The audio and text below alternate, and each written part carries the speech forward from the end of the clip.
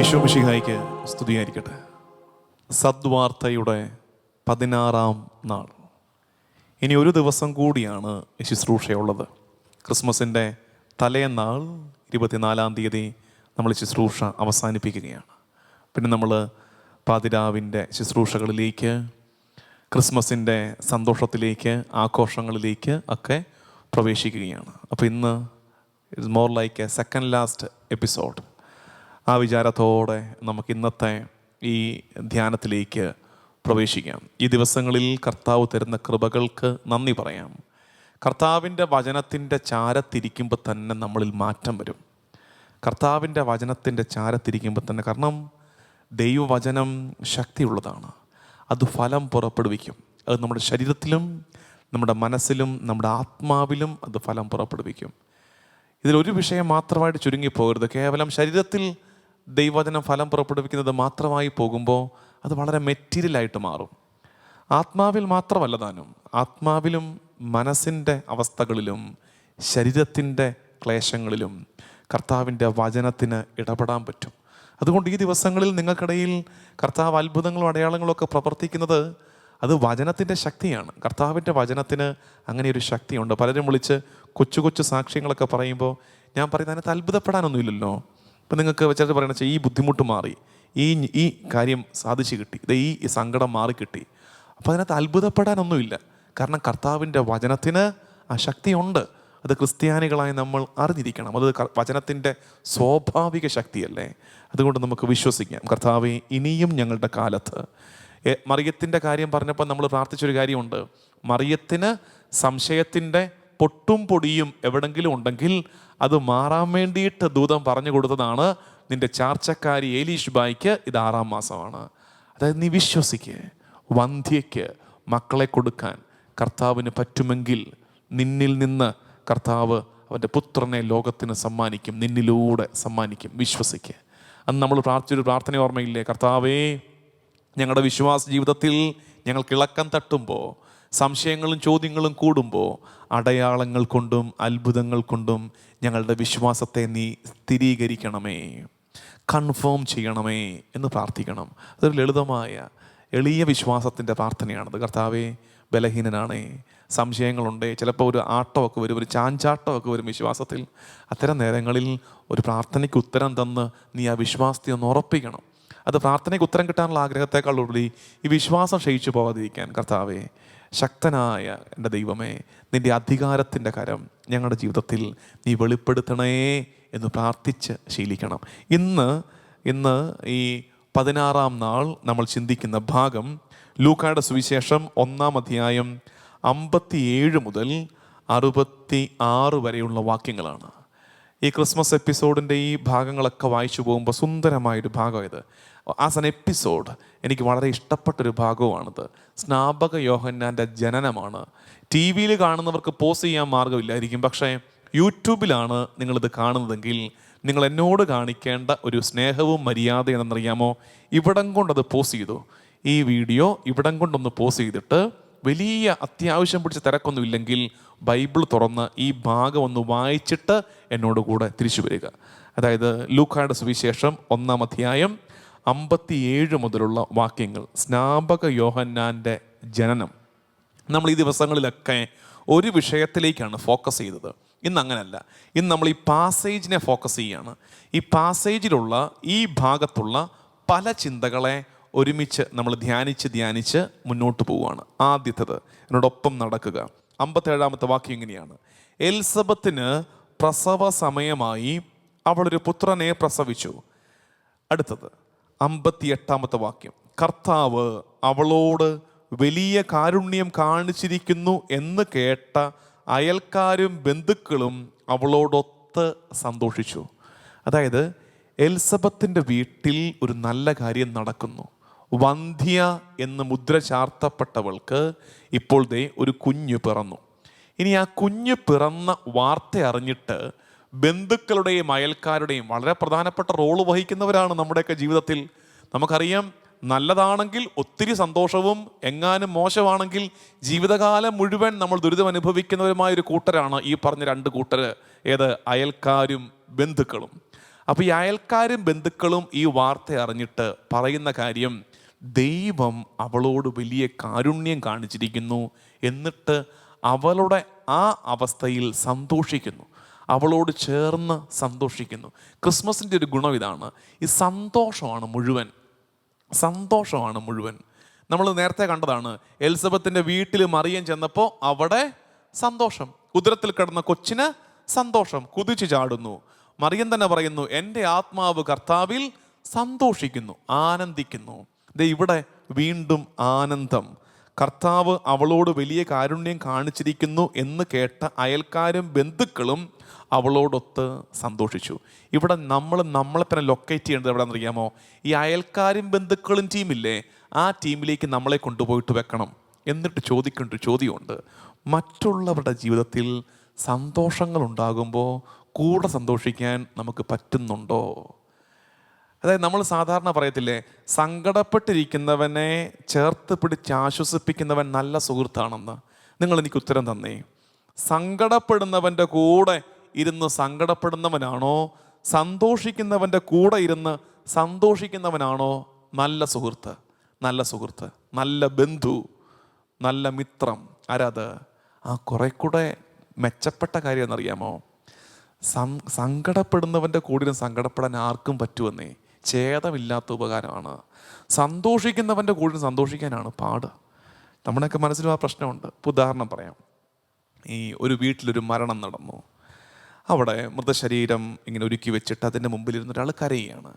അതുവഴി പോകുന്നൊരു വഴിപോക്കന് പോലും അകത്തോട്ട് കയറി വന്നിട്ട് ഈ കരഞ്ഞുകൊണ്ടിരിക്കുന്ന ആളുടെ തോളത്തട്ടിയിട്ട് പറയാം, പോട്ട സാരമില്ല, ഇതിലും വലുതെന്തോ വരാനിരുന്നതാണ് എന്ന്. ഇതിൽ തന്നെ വരാൻ ആൾ മരിച്ചു കിടക്കുക. അപ്പോൾ പറയുകയാണ്, ഇതിലും വലുതെന്തോ വരാനിരുന്നതാണ്, ഇവിടം കൊണ്ട് അവസാനിച്ചല്ലോ എന്ന്. ചെലവില്ലാത്തൊരു ആശ്വസിപ്പിക്കലല്ലേ. പറയുന്നവന് യാതൊരു ബുദ്ധിമുട്ടുമില്ല അതിനകത്ത്. കാരണം സങ്കടപ്പെട്ടിരിക്കുന്നവനെ ആശ്വസിപ്പിക്കുമ്പോൾ ആശ്വസിപ്പിക്കുന്നവൻ സുപ്പീരിയറും ആശ്വസിപ്പിക്കപ്പെടുന്നവൻ ഇൻഫീരിയറുമാണ്. അതുകൊണ്ട് മറ്റുള്ളവരുടെ സങ്കടത്തിൽ കൂടെ പോയിരിക്കാൻ നമുക്ക് വലിയ പാടില്ലെന്ന്. കാരണം നമുക്കൊരു ക്ഷീണവും പറ്റിയിട്ടില്ലല്ലോ, നമുക്കൊരു ബുദ്ധിമുട്ടും. നമ്മളെപ്പോഴും മുകളിലല്ലേ, അവരല്ലേ ഒന്ന് താന്നു പോയത്. അപ്പോൾ അവരുടെ അടുത്ത് പോയി ഇരിക്കുമ്പോഴും നമ്മുടെ ആറ്റിറ്റ്യൂഡ് എന്താ? നമ്മൾ മുകളിലാണ്. പക്ഷെ തിരിച്ചോ, ഞാൻ എപ്പോഴും പറയാറുണ്ട്, നമ്മുടെ കൊച്ചും അയൽപക്കത്തെ കൊച്ചും 10ാം ക്ലാസ്സിലെ പരീക്ഷ എഴുതി. നമ്മുടെ കൊച്ചിന് 80% മാർക്ക്, കൊള്ളാവുന്ന മാർക്കാണ്. ഇന്നിവന് എല്ലാവർക്കും 80% കിട്ടുന്നുണ്ട്, അത്ര വലിയ കൊള്ളാവുന്നൊന്നും പറയാൻ പറ്റത്തില്ല. എന്നാൽ ഇരിക്കട്ടെ, 80% മാർക്ക് നമ്മുടെ കൊച്ചിന്. അപ്പുറത്തെ വീട്ടിലെ കൊച്ചിന് 95% മാർക്ക്, 95% മാർക്ക്. ആ വീട്ടിൽ സന്തോഷം. അപ്പോൾ അങ്ങോട്ട് ചെന്നിട്ട്, നമ്മുടെ കൂട്ടുകാരിയാണ് അപ്പുറത്തെ വീട്ടിലെ, നമ്മുടെ കൂട്ടുകാരനാണ്, അവൻ്റെ മോനാണല്ലേ, അവളുടെ മോളാണ്. അപ്പോൾ നമ്മൾ ചെന്നിട്ട് ഒത്തിരി സന്തോഷത്തോടെ വാർത്ത കേട്ടപ്പോൾ, കൊച്ച് അവൾ എന്തോരം കഷ്ടപ്പെട്ട് പഠിച്ചതാ, 95% മാർക്ക് വാങ്ങിച്ചല്ലോ എന്ന് ഹൃദയം നിറഞ്ഞ് പറയാൻ നമുക്ക് പറ്റുമോ? അത് പറ്റാത്തിടത്തോളം കാലമുണ്ടല്ലോ, നമ്മളൊരിക്കലും ഈ ബന്ധുക്കളുടെയും ഈ മിത്രങ്ങളുടെയും ഗണത്തിൽപ്പെടത്തില്ല. എലിസബത്തിൻ്റെ വീട്ടിൽ ഒരു സന്തോഷം വന്നപ്പോൾ കൂടെ സന്തോഷിക്കാൻ പറ്റാത്തവരാ നമ്മളിൽ പലരും. നമ്മളാണെങ്കിൽ കണ്ടുപിടിച്ചേനെ, നമ്മൾ ഉടനെ കുശുമ്പൂത്താൻ തുടങ്ങുവേ. എന്നാലും ഈ പ്രായത്തിൽ എങ്ങനെയാണ് കൊച്ചുണ്ടായത്? IVF വല്ലതും ആയിരിക്കും. എന്നിട്ട് നമ്മൾ കഥ അടച്ചിറക്കും. നമ്മൾ എന്നിട്ട് പറയും അഡോപ്റ്റഡ് കൊച്ചു വല്ലതും ആയിരിക്കും. ചുമ്മാ അത് വന്തി, അവൾക്ക് ഇനി കൊച്ചൊന്നും ഉണ്ടാകുമ്പോൾ നമ്മൾക്കറിയാമെന്നല്ലേ. കാരണം നമുക്ക് ആ സന്തോഷത്തെ അങ്ങോട്ട് അംഗീകരിക്കാൻ പറ്റത്തില്ല. മറ്റുള്ളവരുടെ ജീവിതത്തിലെ സന്തോഷങ്ങളെ അംഗീകരിക്കാൻ പറ്റാത്തൊരു അസ്വസ്ഥത നമുക്കുണ്ടെങ്കിൽ അതിൻ്റെ അർത്ഥം നമ്മൾ ക്രിസ്മസിന് ചേരുന്നവരല്ല. നമ്മളാരും ക്രിസ്മസിന് ചേരുന്നവരല്ല. അത് ഓർത്തേക്കണം. ക്രിസ്മസ് എന്ന് വെച്ചാൽ എന്താ? മറ്റുള്ളവരുടെ ജീവിതത്തിലെ സന്തോഷങ്ങളിൽ കൂടെ സന്തോഷിക്കുന്ന അനുഭവത്തിൻ്റെ പേരാണ് ക്രിസ്മസ്. ക്രിസ്മസിന് ചേരുന്നവരായി നമുക്ക് നമ്മളെ തന്നെ മാറ്റിയെടുക്കണം. എന്നിട്ട് താഴേക്ക് വരുമ്പോൾ അടുത്തത് പിന്നെ നമ്മൾ ചിന്തിക്കണം. ഞാൻ പറഞ്ഞു, ഇന്ന് നമ്മൾ ആ പാസേജാണ് ധ്യാനിക്കുന്നത്. ഒരു ബൈബിൾ ഭാഗം വെച്ച് ഓരോന്നോരോന്നായിട്ട് ധ്യാനിച്ചു പോവുകയാണ്. എടുത്തേ 59ാമത്തെ വാക്യം ഇങ്ങനെയാണ്: 8ാം ദിവസം അവർ ശിശുവിൻ്റെ പരിച്ഛേദനത്തിന് വന്നു. ആര്? ഇതേ ബന്ധുക്കളും സുഹൃത്തുക്കളും ഒക്കെ വന്നു. പിതാവിൻ്റെ പേരനുസരിച്ച് സഖറിയ എന്ന് അവന് പേര് നൽകാൻ അവർ ആഗ്രഹിച്ചു. എന്നാൽ ശിശുവിൻ്റെ അമ്മ അവരോട് പറഞ്ഞു, അങ്ങനെയല്ല, അവൻ യോഹന്നാൻ എന്ന് വിളിക്കപ്പെടണം. ഇവിടെ ശ്രദ്ധിക്കേണ്ട 1-2 കാര്യങ്ങളുണ്ട്. ഒന്ന്, ഈ ഒരു പൊതുക്രമമുണ്ട് നമ്മുടെയൊക്കെ ജീവിതത്തിലെ. അപ്പനപ്പൂപ്പന്മാരായിട്ട് പാലിച്ച് വന്ന ചില കാര്യങ്ങളുണ്ട്. അതിന് മുകളിൽ ദൈവ തിരുമനസ് പ്രവർത്തിക്കാറായി എന്ന് തോന്നിയാൽ തൻ്റെ ഇടത്തോടെ ഇതിൻ്റെ മുകളിലേക്ക് ദൈവത്തിൻ്റെ തിരുമനസ്സിനെ വെക്കണം. സഖറിയ എന്ന പേരുണ്ടല്ലോ, അവരുടെ ട്രഡീഷണൽ അപ്പൻ്റെ പേരനുസരിച്ച്, നാട്ടുനടപ്പനുസരിച്ച്, ഞങ്ങളുടെ കുടുംബത്തിൻ്റെ പാരമ്പര്യം അനുസരിച്ച് അതെല്ലാമാണ് സക്കറിയ. യോഹന്നാൻ എന്താ? ദൈവത്തിൻ്റെ തിരുഹിതത്തിൻ്റെ പേരാണ് യോഹന്നാൻ. കാരണം യോഹന്നാൻ എന്നുള്ള പേര് ആര് പറഞ്ഞു കൊടുത്തതാ? ദൈവം പറഞ്ഞു. ചിലപ്പോൾ നമുക്കത് പറ്റുകയില്ല. ചില കാര്യങ്ങളൊക്കെ ദൈവവും മിശിഹാ തമ്പുരാൻ അവൻ്റെ സഭ നമ്മളോട് പറയുമ്പോൾ നമ്മളുടനെ പറയും ഞങ്ങൾ ചെയ്യൂല. കാരണം എന്താ? ഞങ്ങളുടെ കാരണവന്മാരായിട്ട് ഇങ്ങനെയാണ് ചെയ്യുന്നത്, ഞങ്ങളതിനകത്തുനിന്ന് മാറത്തില്ല. അങ്ങനെ പറയുന്ന എല്ലാവരും കൊച്ചിന് സക്കറിയ എന്ന് പേരിടണമെന്ന് പറയുന്നവരാ. കാരണം എന്താ? ഇതാണ് ഞങ്ങളുടെ ഫാമിലിയുടെ ലീനിയേജ്, ഇങ്ങനെ ഞങ്ങൾ ശീലിച്ചിട്ടുള്ളൂ. പക്ഷെ ആ ശീലത്തിൻ്റെ മുകളിൽ ഒരു യോഹന്നാൻ വരണം. യോഹന്നാൻ എന്താ? ദൈവത്തിൻ്റെ തിരുമനസ്സിൻ്റെ പേരാണ് യോഹന്നാൻ. ചിലപ്പോൾ നമുക്കത് പറ്റാറില്ല, നമ്മൾ സക്കറിയായും പിടിച്ചുകൊണ്ടിരിക്കുകയാണ്. യോഹന്നാനിലേക്ക് വളരണം. വേറൊരു വലിയ ചിന്ത എന്നറിയാമോ? അതെനിക്ക് എപ്പോഴും ഈ ദാമ്പത്യ ജീവിതത്തെക്കുറിച്ച് ഞാൻ പറയാറുള്ളതാണ്. അതായത് ഈ എലിസബത്തിന് എങ്ങനെ മനസ്സിലായി കൊച്ചിന് യോഹന്നാൻ എന്ന് പേരിടണമെന്ന്? എലിസബത്തിന് എങ്ങനെ മനസ്സിലായി? കാരണം യോഹന്നാൻ എന്നുള്ള പേര് കർത്താവ് പറഞ്ഞു കൊടുത്തത് ആർക്കാ? യോഹന്നാൻ എന്നുള്ള പേര് പറഞ്ഞു കൊടുത്തത് സക്കറിയായിക്ക്. സക്കറിയ അന്ന് തൊട്ടതാ ഇന്ന് വരെ മിണ്ടിയിട്ടുമില്ല. സക്കറിയ മുനിയാണ്, വിലക്കിയിരിക്കുകയാണ്, സംസാരമില്ല. അപ്പോൾ ആകപ്പാടെ ഈ പേരറിയാവുന്നത് സക്കറിയായിക്ക്. സക്കറിയ ഇതാരോട് മിണ്ടിയിട്ടുമില്ല. സക്കറിയ ഒരു മൂലക്കിരിക്കുകയാണ്. അപ്പോൾ അത് എലിസബത്ത് പറയുന്നു കൊച്ചിന് പേരിടണം യോഹന്നാൻ. എന്താ സംഭവം? സക്കറിയായുടെ മൗനത്തിൻ്റെ അർത്ഥം പോലും ആര് വായിച്ചെടുക്കുന്നു? എലിസബത്ത് വായിച്ചെടുക്കുന്നു. മൗനത്തിൻ്റെ അർത്ഥം പോലും ഭാര്യ വായിച്ചെടുക്കുകയാണ്. നമ്മുടെയൊക്കെ വീട്ടിലെ അവസ്ഥ എന്താ? പറഞ്ഞിട്ട് മനസ്സിലാകുന്നില്ല. അതുകൊണ്ടല്ലേ ചിലപ്പോൾ ഈ ഭാര്യ ഭർത്താക്കന്മാർ അങ്ങോട്ടും ഇങ്ങോട്ടും സ്ഥിരം പറയുന്നൊരു കാര്യമാണ്. അതായത് മനുഷ്യ നിങ്ങൾ എന്താ പറയുന്നത് എനിക്ക് മനസ്സിലാകുന്നില്ല. മനസ്സിലായി, ഭാഷ ഒരേ ഭാഷയാണ്, പക്ഷെ പറയുന്നത് മനസ്സിലാകുന്നില്ല. തിരിച്ച് ഭർത്താവും പറയും, എടി നീ എന്തോ ഈ പറഞ്ഞുകൊണ്ടിരിക്കുന്നത്, എനിക്ക് മനസ്സിലാകുന്നില്ല. നീ എന്താ ചിന്തിക്കുന്നത്, നീ എന്താ പറയുന്നതെന്ന് എനിക്ക് മനസ്സിലാകുന്നില്ല. ഇവിടെ സക്കറിയ പറയാതിരുന്നിട്ടുകൂടി, സക്കറിയ പറയാതിരുന്ന കാര്യം, സക്കറിയയുടെ മൗനം ആര് വായിച്ചെടുക്കുന്നു? എലിസബത്ത് വായിച്ചെടുക്കുന്നു. ദൈവം ഇടപെടുന്നൊരു കുടുംബത്തിൽ വരുന്ന മാറ്റം അതാണ്. നിശബ്ദത പോലും വായിച്ചെടുക്കപ്പെടും. പറയുന്ന വാക്ക് പോലും മനസ്സിലാക്കാത്തൊരു കാലത്ത് നിന്ന് മൗനത്തിൻ്റെ അർത്ഥം പോലും വായിച്ചെടുക്കുന്ന ഒരു വിശുദ്ധിയുള്ള ദാമ്പത്യത്തിലേക്ക് കുടുംബങ്ങൾ പ്രവേശിക്കും. എന്നിട്ട് വീണ്ടും താഴേക്ക്. അപ്പോൾ അവർ പറഞ്ഞു, ഓക്കെ, എലിസബത്ത് പറയുന്നു യോഹന്നാൻ, നമുക്കൊരു കാര്യം ചെയ്യാം, സക്കറിയായോട് തന്നെ ചോദിക്കാം എന്ന് പറഞ്ഞ് സക്കറിയയുടെ അടുത്തേക്ക് ചെല്ലുന്നു. അവൻ എഴുത്തുപലക ആവശ്യപ്പെടുന്നു. എഴുത്തുപലകയിൽ അവൻ എഴുതിയിട്ടു യോഹന്നാൻ. എഴുത്തുപലകയിൽ അവൻ എഴുതിയിട്ടു യോഹന്നാൻ. അടുത്ത വാക്യം, തൽക്ഷണം അവൻ്റെ വായ തുറക്കപ്പെട്ടു. തൽക്ഷണം അവൻ്റെ വായ തുറക്കപ്പെട്ടു. രണ്ട് കാര്യങ്ങളാണ്. വായ തുറക്കപ്പെട്ടതിൻ്റെ കാരണം രണ്ട് കാര്യങ്ങൾ, അത് മനസ്സിലാക്കി വെക്കുക. ഒന്ന്, യോഹന്നാൻ എന്നുള്ള വാക്കിൻ്റെ അർത്ഥം എന്താ? ദൈവത്തിൻ്റെ ദാനം. യോഹന്നാൻ എന്ന വാക്കിൻ്റെ അർത്ഥം ദൈവത്തിൻ്റെ ദാനം. അപ്പം എൻ്റെ ജീവിതത്തിൽ ഞാൻ അനുഭവിക്കുന്ന നേട്ടങ്ങളുടെയൊക്കെ കാരണം ദൈവദാനം എന്ന് പറയുന്നിടത്ത് സ്വാതന്ത്ര്യം അനുഭവിക്കാൻ പറ്റും, വിടുതൽ അനുഭവിക്കും. യോഹന്നാൻ, കുടുംബത്തിൽ നല്ല സമ്പത്തുണ്ടോ? വരുമാന മാർഗങ്ങൾ ഒത്തിരി ഉണ്ടോ? അതായത് പണിയെടുക്കുന്നതിനൊക്കെ നന്നായിട്ട് തിരിച്ച് റിട്ടേൺസ് കിട്ടുന്നുണ്ടോ? കുഞ്ഞുങ്ങൾ നന്നായിട്ട് പഠിക്കുന്നുണ്ടോ? പണി തുടങ്ങിയ വീട് പെട്ടെന്ന് പണി തീർത്തോ? കുഞ്ഞുങ്ങൾക്ക് വേഗം കല്യാണം നടന്നോ? കെട്ടിച്ചു വിട്ട കൊച്ചിന് ദൈവം സഹായിച്ച് വേഗം തന്നെ ഒരു കുഞ്ഞിക്കാല് കാണാൻ കൃപയുണ്ടായോ? പറയണം യോഹന്നാൻ. എന്താ യോഹന്നാൻ? ദൈവത്തിൻ്റെ ദാനം. ജീവിതം മുഴുവൻ ദൈവദാനമാണെന്ന് പറയുന്നിടത്ത് കെട്ടുകൾ പൊട്ടും. മൗനം വാചാലമാകും. നമ്മളെ വിലക്കിയിരിക്കുന്ന, പരിമിതപ്പെടുത്തിയിരിക്കുന്ന പലതിൽ നിന്ന് നമുക്ക് വിമോചനം കിട്ടും. ഒന്നത്. രണ്ട്, യോഹന്നാൻ എന്ന് ഈ സക്കറിയ പേരിടുമ്പോൾ സംഭവിച്ചത് എന്താ? സ്വന്തം ശാഠ്യങ്ങളെ മാറ്റിയിട്ട് ദൈവതിരഹിതത്തിന് വിധേയപ്പെട്ടു. യോഹന്നാൻ എന്ന പേരിൻ്റെ പേരെന്താണ്? യോഹന്നാൻ എന്ന പേര് ദൈവ തിരുമനസ്സാണ്.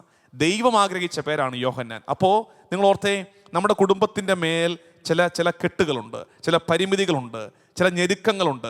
മാറാൻ ഒരൊറ്റ കാര്യം ചെയ്യുക, ഇതെൻ്റെ തിരുവിഷ്ടം നിറവേറ്റി തരണമെന്ന് പ്രാർത്ഥിക്കാതെ, എൻ്റെ കർത്താവേ എൻ്റെ കുടുംബത്തിൽ തിരുഹിതം നിറവേറപ്പെടട്ടെ എന്ന് പ്രാർത്ഥിക്കണം. അതിൻ്റെ പേരാണ് യോഹന്നാൻ. ദൈവം ആഗ്രഹിച്ച പേരിട്ടപ്പോൾ കെട്ടുപൊട്ടി, അവൻ സംസാരിക്കാൻ തുടങ്ങി. സംസാരം എന്താ? അടുത്ത വാക്യം. അങ്ങനെ സംസാരിക്കുമ്പോൾ സംസാരം എന്നറിയാമോ? തൊട്ടടുത്ത വാക്യം ഇങ്ങനെയാണ്, തൽക്ഷണം അവൻ്റെ വായ തുറക്കപ്പെട്ടു, നാവ് സ്വതന്ത്രമായി, അവൻ ദൈവത്തെ വാഴ്ത്തിക്കൊണ്ട് സംസാരിക്കാൻ തുടങ്ങി. ഒടുക്കം അവൻ സംസാരിച്ചെന്താ? ദൈവത്തെ സംശയിച്ചു. ഓർത്തു വെച്ചേ, സക്കറിയായുടെ വായിൽ നിന്ന് അവസാനം വന്ന ചോദ്യവും പറച്ചിലും ദൈവത്തിൻ്റെ പദ്ധതിയെ സംശയിച്ചു. ദൈവത്തിൻ്റെ പദ്ധതിയെ സംശയിച്ചൊരു മുൻകാലം, അതിനുശേഷം ഒരു മൗനത്തിൻ്റെ ഇടക്കാലം, പിന്നെ സംസാരിച്ചപ്പോൾ എന്താണ്? ദൈവത്തെ വാഴ്ത്താൻ തുടങ്ങി. ഒത്തിരി സംശയങ്ങളും ഒത്തിരി ചോദ്യങ്ങളും ഒത്തിരി പാനിക് സിറ്റുവേഷൻസും ഉള്ളൊരു നേരത്ത് ചെയ്യേണ്ട കാര്യം മിണ്ടാതിരിക്കുക. മുമ്പൊരിക്കൽ നമ്മൾ പറഞ്ഞത് അങ്ങനത്തെ എപ്പിസോഡിൽ, മിണ്ടാതിരിക്കുക, മൗനം പാലിക്കുക. ആ മൗനത്തിൻ്റെ ഒടുക്കം നീ വായ തുറക്കുമ്പോൾ നിന്റെ വായിൽ ദൈവം തമ്പുരാനുള്ള വാഴ്ത്തുപാട്ടുയരും. നീ കർത്താവിനെ ഏറ്റുപറയാൻ തുടങ്ങും, സ്തുതിക്കാൻ തുടങ്ങും. അപ്പോൾ പ്രിയമുള്ളവരെ, ഞാൻ പറഞ്ഞു, ഇത് ഈ സദ്വാർത്തയുടെ സെക്കൻഡ് ലാസ്റ്റ് എപ്പിസോഡിൽ നമ്മൾ ചിന്തിച്ചത് ഒരു പാസേജ് വെച്ചിട്ട് ആ പാസേജിലൂടെ നമ്മൾ യാത്ര ചെയ്യുകയായിരുന്നു. ഓരോന്നോരോന്നായിട്ട് വായിച്ചെടുത്തു. ഒന്ന്, ബന്ധുക്കളും സുഹൃത്തുക്കളും സന്തോഷിക്കുന്നു. മറ്റുള്ളവർ സന്തോഷത്തിൽ സന്തോഷിക്കാൻ നമ്മൾ പഠിക്കണം. എലിസബത്ത് യോഹന്നാൻ എന്ന് പേരിടുന്നു. നാട്ടുനടപ്പും കുടുംബത്തിൻ്റെ രീതികൾക്ക് മുകളിൽ, നാട്ടുനടപ്പിനും കുടുംബത്തിൻ്റെ രീതികൾക്ക് മുകളിൽ, അതൊക്കെ നല്ല കാര്യങ്ങളായിരിക്കും, ഒന്നും മോശമൊന്നുമല്ല. സക്കറിയ എന്നുള്ള പേരിന് എന്താ കുഴപ്പം? എന്താ? നാട്ടുനടപ്പാണ്, കുടുംബത്തിൻ്റെ ശൈലിയാണ്. അതിന് മുകളിൽ ദൈവതിരഹിതത്തെ, സഭയുടെ ഇഷ്ടങ്ങളെ, കർത്താവ് തുടർച്ചയായ സഭയെ വെക്കണേ. സഭയ്ക്ക് മുകളിലല്ല ഒരാളുടെയും ഒരു വ്യക്തിയുടെയും ഇഷ്ടങ്ങളും താല്പര്യങ്ങളും തിരിച്ചറിവ് ഈ കാലത്ത് നമുക്ക് വളരെ ആവശ്യമാണെന്ന് ഓർക്കണം. അടുത്തത്, മൗനത്തിൻ്റെ അർത്ഥം വായിച്ചെടുക്കുന്ന, ഭർത്താവിൻ്റെ മൗനത്തിൻ്റെ അർത്ഥം പോലും വായിച്ചെടുക്കുന്ന എലിസബത്ത്. അതിൻ്റെ ഒടുക്കം യോഹന്നാൻ എന്ന പേരിടുമ്പോൾ രണ്ട് കാര്യങ്ങൾ സംഭവിക്കുന്നു. ഒന്ന്, യോഹന്നാൻ എന്നുള്ള വാക്കിൻ്റെ അർത്ഥം ദൈവത്തിൻ്റെ ദാനം, എല്ലാം ദൈവദാനമാണെന്ന് ഏറ്റുപറയുന്നിടത്ത് കെട്ടുകൾ പൊട്ടും, സ്വാതന്ത്ര്യം നമ്മൾ അനുഭവിക്കും. രണ്ട്, യോഹന്നാൻ ദൈവ തിരുമനസ്സിനുള്ള കീഴടങ്ങൽ. എൻ്റെ ഇഷ്ടങ്ങളെ മാറ്റി ദൈവ തിരുമനസ്സിന്, ദൈവത്തിൻ്റെ ആഗ്രഹത്തിന് എന്നെ തന്നെ ഞാൻ നിർത്തുമ്പോൾ അതോടുകൂടി എൻ്റെ കുടുംബത്തിൻ്റെ മേലുള്ള കെട്ട് പൊട്ടും, സ്വാതന്ത്ര്യം അനുഭവിക്കും. ഒടുക്കം പറഞ്ഞത്, അവസാനമായി സംശയിച്ച് സംസാരിച്ചവൻ മൗനത്തിൻ്റെ ഇടക്കാലത്തിന് ശേഷം പിന്നെ വായനക്കിയപ്പോൾ, നാവ് ചലിച്ചപ്പോൾ പറഞ്ഞത് ദൈവത്തിനുള്ള വാഴ്ത്തുപാട്ട്. ഒരു മൗനത്തിൻ്റെ ഇടക്കാലം നമ്മളെയും ദൈവസ്തുതികൾ അർപ്പിക്കുവാൻ യോഗ്യരാക്കുകയും പരുവപ്പെടുത്തുകയും ചെയ്യും. നമുക്ക് പ്രാർത്ഥിക്കാം. പരിശുദ്ധ കുർബാനയുടെ ആരാധനയിലേക്ക് പ്രവേശിക്കുമ്പോൾ ഈ വിചാരങ്ങളോടെ തിരുമുമ്പാകെ മുട്ടുമേൽ നിന്ന് കർത്താവിൻ്റെ പരിശുദ്ധിയെ, മഹത്വത്തെ നമുക്ക് ഏറ്റുപാടി പ്രാർത്ഥിക്കാം. ദൈവനാമത്തിന് മഹത്വമുണ്ടാകട്ടെ. ആമേൻ.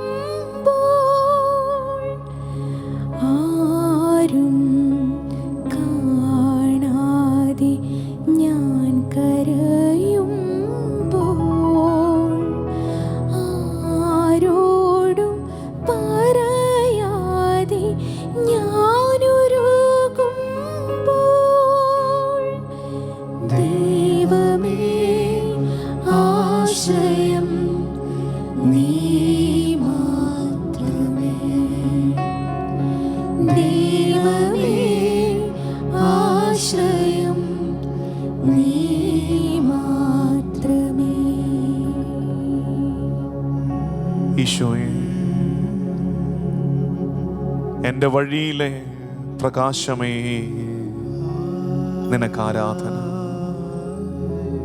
ഇരുട്ട് പടർന്നൊരു ലോകത്തേക്ക് ഉദിച്ച നിത്യസൂര്യനേ, നിനക്ക് ആരാധന. കർത്താവേ, നിന്റെ പിറവി തിരുനാളിന് ഞങ്ങൾ ഒരുങ്ങുമ്പോൾ അന്ധകാരത്തിൽ കഴിഞ്ഞനം ഒരു പ്രകാശം കണ്ടു. അതേ അനുഭവം ഞങ്ങളുടെ ജീവിതത്തിൽ ആവർത്തിക്കപ്പെടട്ടെ. ഈശോയെ, ഇരുട്ടിൻ്റെ ഒത്തിരി മേഖലകളുണ്ട് കർത്താവേ. അന്ധകാരം പൊതിഞ്ഞു നിൽക്കുന്ന ഇടങ്ങൾ ഞങ്ങളുടെ ജീവിതത്തിൽ ഒട്ടനവധിയുണ്ട് കർത്താവേ. എൻ്റെ വഴിയിൽ നീ പ്രകാശമായി തെളിയണമേ. ദൈവജനമേ, കരങ്ങൾ ഈശോയിലേക്ക് ചെറുതായി തുറന്നു പിടിച്ച് നമ്മൾ പാടിയ ആ വരികൾ, പാതി വഴിയിൽ പാവമെന്നെ കൈവിടരുതേ കർത്താവേ, പുലരുവോളം നീ എൻ്റെ കൂടെ ഉണ്ടാകണമേ. എമ്മാവൂസിലേക്ക് പോയ ശിഷ്യന്മാർ പ്രാർത്ഥിച്ചതുപോലെ പകൽ അസ്തമിക്കാറായി, ഇരുട്ട് പടരുന്നു, കൂടെ വസിക്കണേ നാഥ. ഈശോ, ഞങ്ങളുടെ ജീവിതത്തിലും വെട്ടം മായുന്ന അനുഭവങ്ങളുണ്ട്. ഇരുട്ട് പടർന്നു പിടിക്കുന്നു. പാതി വഴിയിൽ പാപമെന്നെ കൈവിടരുതേ കർത്താവേ. പാതി വഴിയിൽ പാപമെന്നെ പിരിയരുതെൻ ദൈവമേ, പുലരുവോളം വഴി വിളക്കായി തെളിയണേ പാതയിൽ. കരുണ ചൊരിയും കരവുമായി അരികിലലിവായണയണേ. കരുണ ചൊരിയും കരവുമായി അരികിലലിവായണയണേ.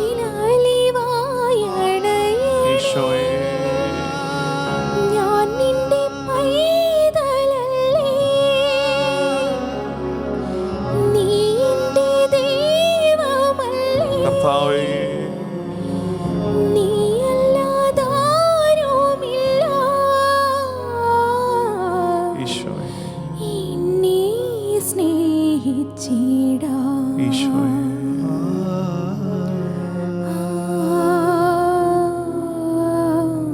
ഈശോ, ഞങ്ങൾ ഇന്ന് കേട്ടത് സക്കറിയായുടെയും എലിസബത്തിന്റെയും ജീവിതത്തിൽ നീ ഇടപെട്ടതിന്റെ, സങ്കടത്തിൽ അകപ്പെട്ടു പോയൊരു കുടുംബത്തിന് യോഹന്നാനെ നൽകിയതിൻ്റെ രംഗമാണ്. ദൈവത്തിൻ്റെ ദാനം യോഹന്നാൻ, ഗിഫ്റ്റ് ഓഫ് ഗാഡ്. കർത്താവേ, സമാനമായ അനുഭവങ്ങൾ ജീവിതത്തിൽ ഉണ്ടാകുമ്പോൾ അതൊക്കെ ഓർത്തെടുത്ത് ഞങ്ങൾ പ്രാർത്ഥിക്കുന്നു. സക്കറിയായ്ക്കും എലിസബത്തിനും എന്നതുപോലെ ഞെരുക്കത്തിൻ്റെ ഒരു പൂർവ്വകാലം ഞങ്ങളുടെ ജീവിതത്തിലും ഉണ്ടായിരുന്നു ഈശോ. പക്ഷെ ഇന്ന് ഞങ്ങൾ അറിയുന്നു, സഹനകാലത്താണ് ഞങ്ങൾ ഏറ്റവും നല്ലതായിരുന്നത്. കണ്ണീര് പെയ്ത കാലത്താണ് ഈശോ ഏറ്റവും നല്ല ശിഷ്യനായിരുന്നത്. കർത്താവേ, എൻ്റെ സഹനകാലം, കണ്ണുനീര് പെയ്ത കാലം യഥാർത്ഥത്തിൽ നിന്റെ സ്നേഹത്തിൻ്റെ കാലമായിരുന്നുവെന്ന് ഇന്ന് ഞാൻ അറിയുന്നു. വന്ധ്യത എലിസബത്തിന്റെ മേൽ ആരോപിക്കപ്പെട്ട ഒരു കാലം, സക്കറിയായ്ക്കും എലിസബത്തിനും മക്കൾ നിഷേധിക്കപ്പെട്ട ഒരു കാലം. ആ കാലത്തും അവർ ദൈവഭക്തരായിരുന്നു. അവർ പ്രാർത്ഥനയിൽ സമയം ചെലവഴിച്ചു. സങ്കടകാലത്താണ് ഈശോ എൻ്റെ ഹൃദയത്തിൽ നിന്ന് പ്രാർത്ഥന ഉയർന്നത്. ഇന്നലകൾ തന്ന വേദനകൾ നിൻ സ്നേഹമാണെന്നറിഞ്ഞില്ല ഞാൻ, ഇന്നറിയുന്നു ഈശോയെ. എൻ്റെ സാധാരണത്വങ്ങളിൽ നിന്ന്, എൻ്റെ കുറവുകളിൽ നിന്ന് എന്നെ വളർത്തി ഇത്രത്തോളം എത്തിച്ച എൻ്റെ കർത്താവേ, ഇത്ര നല്ല സ്നേഹത്തിന്, ഇത്ര നല്ല എൻ്റെ ദൈവത്തിന് എന്തു ചെയ്ത് ഞാൻ നന്ദി ചൊല്ലും. എൻ്റെ ജീവിതം, എൻ്റെ വാക്ക് നിനക്കായി ഞാൻ നൽകും എൻ്റെ അപ്പാ.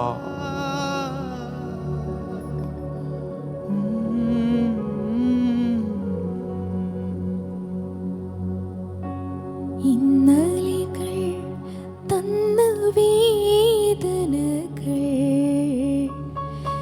നിൻ സ്നേഹമാണെന്നറിഞ്ഞില്ല ഞാൻ. ഇന്നലെകൾ തന്ന വേദനകൾ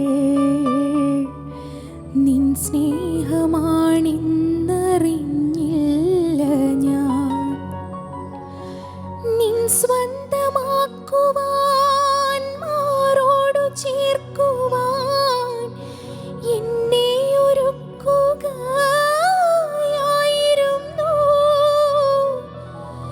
നിൻ സ്വന്തമാക്കുവാൻ, മാറോടു ചേർക്കുവാൻ എന്നെ ഒരുക്കുകയായിരുന്നു. ദൈവസ്നേഹമിത്ര സുന്ദരം, ഒന്നുമില്ലായ്മയിൽ നിന്നുമെന്നെ കൈപിടിച്ചു നടത്തുന്ന സ്നേഹം. എൻ്റെ വല്ലായ്മകൾ കണ്ടിട്ടെന്നും നെഞ്ചോടു ചേർക്കുന്ന സ്നേഹം.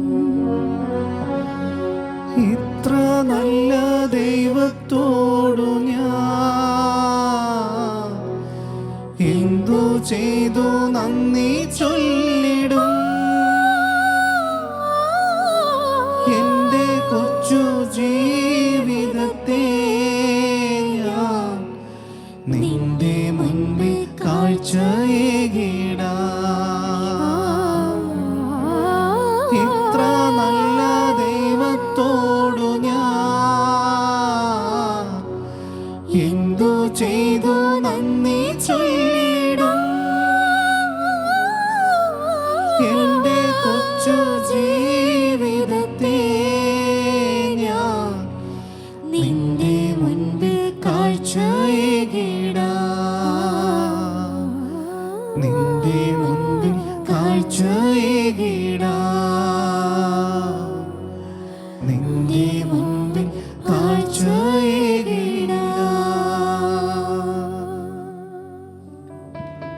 പരിശുദ്ധ കുർബാനയുടെ മുമ്പാകെ നമുക്ക് എഴുന്നേറ്റ് നിൽക്കാം. ഭവനങ്ങളിലായിരുന്നു കൊണ്ട് ഈ ശുശ്രൂഷയിൽ പങ്കെടുക്കുന്നവർ നിങ്ങളുടെ വീട്ടകത്ത് എഴുന്നേറ്റ് നിന്ന് അത്യുന്നതനെ ആരാധിച്ച് നമുക്ക് പ്രാർത്ഥിക്കാം. ഇരുകരങ്ങളും ചെറുതായി ഉയർത്തി കർത്താവിൻ്റെ സന്നിധിയിലാണ് നിൽക്കുന്നെന്നുള്ള വിചാരത്തോടെ അത്യുന്നതൻ, ശക്തനായവൻ, മഹോന്നതൻ കൺമുമ്പിലുണ്ട്. എൻ്റെ കർത്താവേ, സക്കറിയായുടെ സംസാരത്തിൻ്റെ കെട്ട് യോഹന്നാൻ പിറന്നു വീണപ്പോൾ മാറിയതുപോലെ, യോഹന്നാൻ എന്നുള്ള വാക്ക് എഴുത്തുപലകയിൽ സക്കറിയ എഴുതിയ നിമിഷം അവൻ്റെ കെട്ട് മാറിയതുപോലെ, ദൈവതിരുഹിതത്തിന് ഞങ്ങൾ കീഴ്പ്പെടുന്ന നിമിഷം ഞങ്ങളുടെ ജീവിതത്തെ വരിഞ്ഞു മുറുക്കുന്നൊരു പാപക്കെട്ട് പൊട്ടുമെന്ന് ഞങ്ങൾ വിശ്വസിക്കുന്നു. കർത്താവെ, എല്ലാം നല്ലതായി പോകുന്നുവെന്ന് ഭാവിക്കുമ്പോഴും ഒരു തടസ്സമുണ്ട് ഈശോ, ഒരു ബന്ധനമുണ്ട് കർത്താവേ.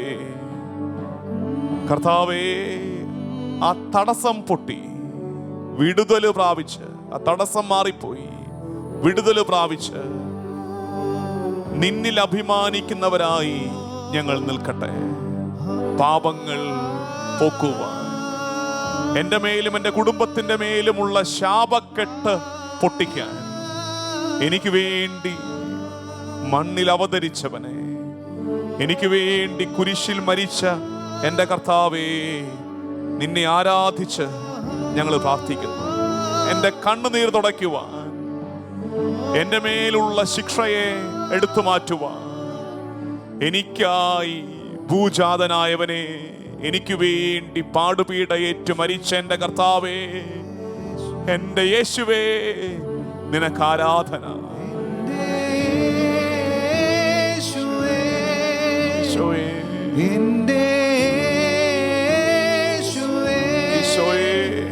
എൻ്റെ ആരാധന കർത്താവേ, എൻ്റെ എൻ്റെ എൻ്റെ എൻ്റെ എൻ്റെ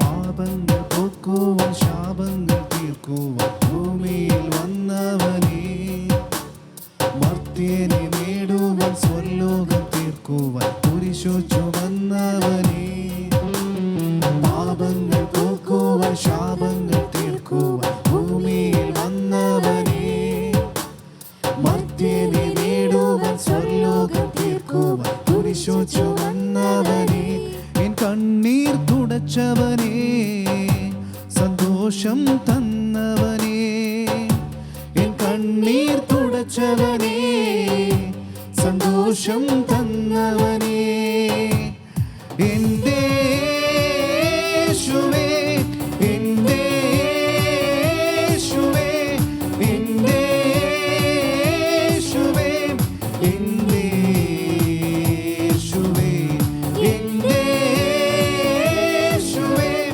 എൻ്റെ യേശുവേ, എൻ്റെ യേശുവേ, എൻ്റെ യേശുവേ.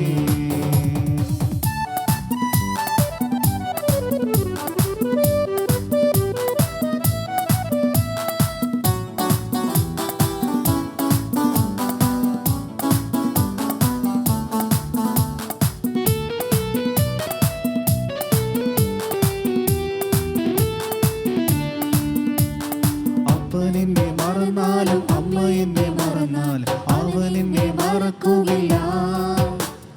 ഉറ്റവർ മറന്നാലും ഉടയവർ മറന്നാലും അവൻ എന്നെ മറക്കുകയില്ല. അപ്പൻ എന്നെ മറന്നാലും അമ്മ എന്നെ മറന്നാലും അവൻ എന്നെ മറക്കുകയില്ല. ഉറ്റവർ മറന്നാലും ഉടയവർ മറന്നാലും അവൻ എന്നെ മറക്കുകയില്ല. കരം പിടിച്ചു നടത്തിടുമേ, കൺമണി പോൽ കാത്തിടുമേ, കരം പിടിച്ചു നടത്തിടുമേ, കൺമണി പോൽ കാത്തിടുമേ, എൻ്റെ യേശുവേ, എൻ്റെ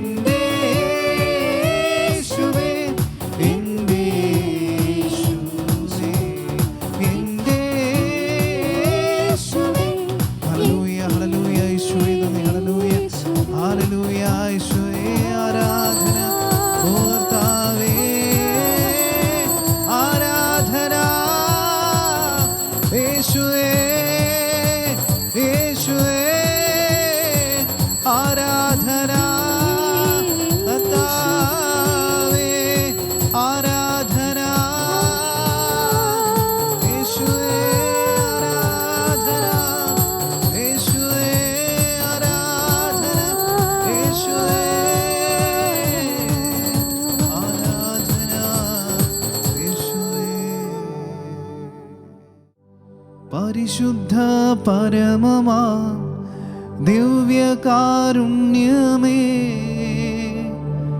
എന്നുമെന്നും അങ്ങേക്കാരാധന. പരിശുദ്ധ പരമമാ ദിവ്യകാരുണ്യമേ, എന്നുമെന്നും അങ്ങേക്കാരാധന. പരിശുദ്ധ പരമമാ ദിവ്യകാരുണ്യമേ,